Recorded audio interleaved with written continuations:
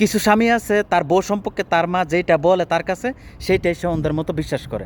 বউয়ের কোনো কথাই সে বিশ্বাস করে না। তার কাছে কুত্তার দাম আছে, তারপরও তার বউয়ের কথার কোনো দাম নাই। এটা বিশেষ করে প্রবাসীদের ক্ষেত্রে।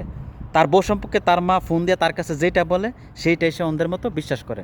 মা এটা কি সত্য বললো না মিথ্যা বললো এটা যাচাই করার কোনো সময় থাকে না, এবং সে যাচাইও করে না। এটার উপর ভিত্তি করে কী করে, বউর সাথে সে ঝগড়া করে, বউকে সবসময় মানসিক যন্ত্রণার মধ্যে রাখে, সবসময় অস্থিরতার মধ্যে রাখে, মানসিক টেনশনের মধ্যে রাখে। সে বউর সাথে যোগাযোগ পর্যন্ত করে না। কিছু কিছু প্রবাসী আছে বউর নাম্বারটা পর্যন্ত ব্লক করে রাখে।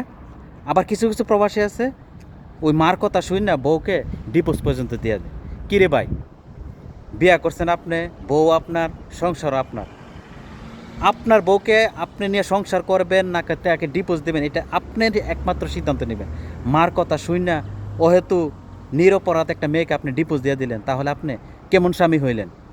আপনার বউ যদি শত অন্যায়ও করে বা অন্যায় করছে না, মার কথা শুই না বউর উপরে অত্যাচার করবেন না, বউর সাথে যোগাযোগ কোনো সময় বন্ধ করবেন না। এটা আপনি তদন্ত করবেন আপনার বউ সত্যিই কেউ অপরাধ করলো কি না করলো। যদি অপরাধ করে থাকে তাহলে আপনার বউকে আপনি শাস্তি দিবেন, কিসের জন্য তার সাথে আপনি যোগাযোগ করবেন, মার কথা শুনে আপনি ডিভোর্স দিয়ে দিবেন। একটা কথা মনে রাখেন, প্রবাসীর বউদের একমাত্র আপন কিন্তু তার স্বামী। বাড়িতে যাদের কাছে রাখিয়েছেন তারা কিন্তু একটু আপন না, তারা সবসময় চেষ্টা করে তার দোষগুণ কীভাবে ধরা যায়।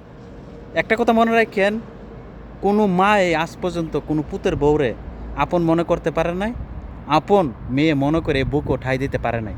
আপনি প্রবাসে থাইকা কি দেখলেন না না দেখলেন তার উপরে ভিত্তি করে বউর সাথে ঝগড়া শুরু করে দিলেন, বউকে সবসময় মানসিক যন্ত্রণার মধ্যে রাখলেন, বউকে ডিভোর্স দিয়ে দিলেন। এটা কিন্তু ভাই ঠিক না।